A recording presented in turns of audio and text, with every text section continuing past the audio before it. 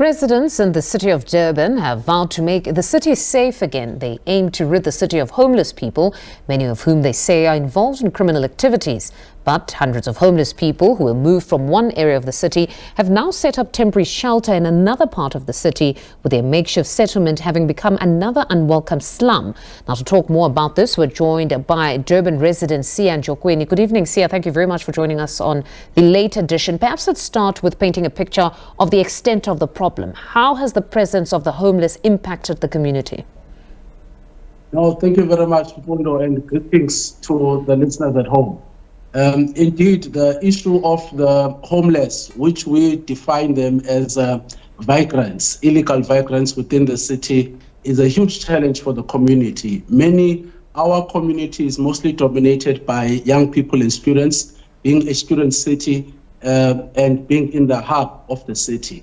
So we've got serious cases and challenges whereby these illegal migrants, which we are characterizing as homeless, are the ones who are in the forefront of criminal activities that are taking place.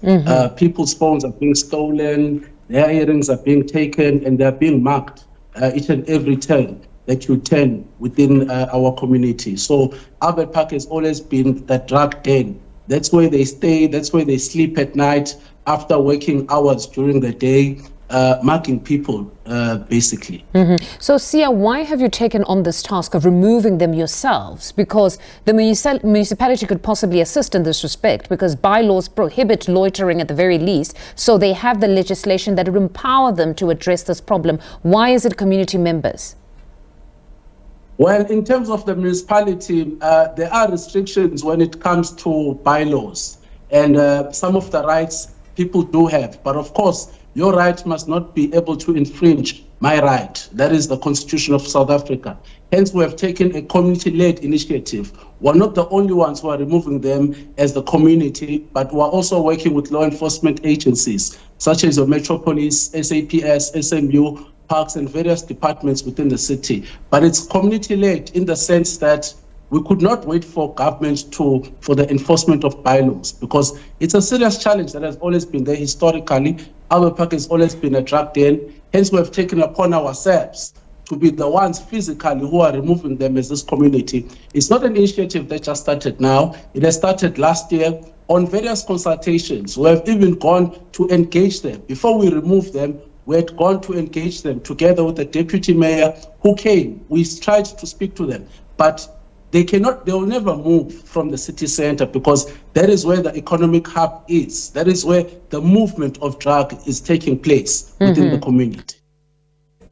The Balancing Act, that in as much as communities have rights, they also, as citizens, even though homeless, have rights. And as is known, the removal or eviction of homeless people, whether from public or private land, must adhere to the law, specifically the promotion of access to justice and the right to housing. So how are you navigating those issues there when it comes to legislation around how you remove people from a specific area?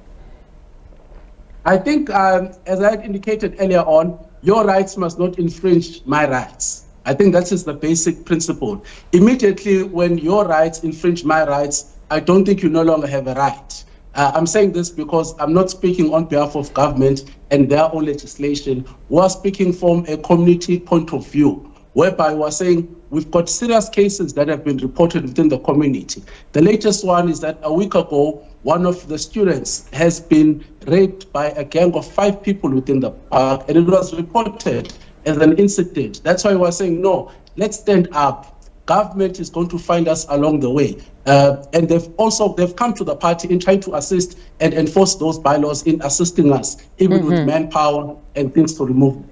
But it's our understanding now that the homeless have simply moved to another area, meaning now there is another safety hazard in a specific area within the city. So clearly the problem is never resolved completely. So are you mulling some sort of a permanent solution here, where you're not just pushing them away from this area only for them to go to point B? For ours, we are on a pushback campaign, on an operation, dularing them, basically.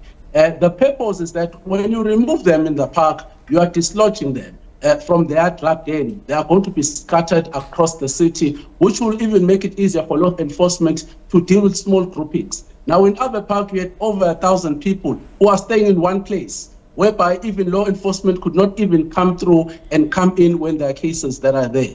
Hence, we have said, no, let's scatter them. Let's just remove the den. Once you deal with the head, then the entire body is going to collapse. I think it's upon government's intervention now, which they've already spoke to us, that they are indeed building a structure for them in Ilovu that's going to accommodate more than 800 of them. But the fact of the matter here is not about accommodation of what people call homeless, because honestly speaking, these people are not homeless. Majority of them come from local communities such as Umlazi, Kwamashu, Inanda, from surrounding communities of within Njokweni. But the crisis is the family challenge that is back at home, because there are shelters available from the city, but they do not want to go to those shelters. Immediately when they go to those shelters, a day after they come back and go back to the streets. So the issue is not about really shelter and accommodation by defining them homeless. The main source of the challenge here is drugs and crime. And once we're able to deal with that root cause, then we're going to be able to deal with them. Sia, well, at least on our part, we'll continue to try and reach out to a representative of the homeless community there to just get their take on this program that you guys have embarked upon. But thank you very much for your time this evening. That's Durban resident Sia Njokweni speaking to us there.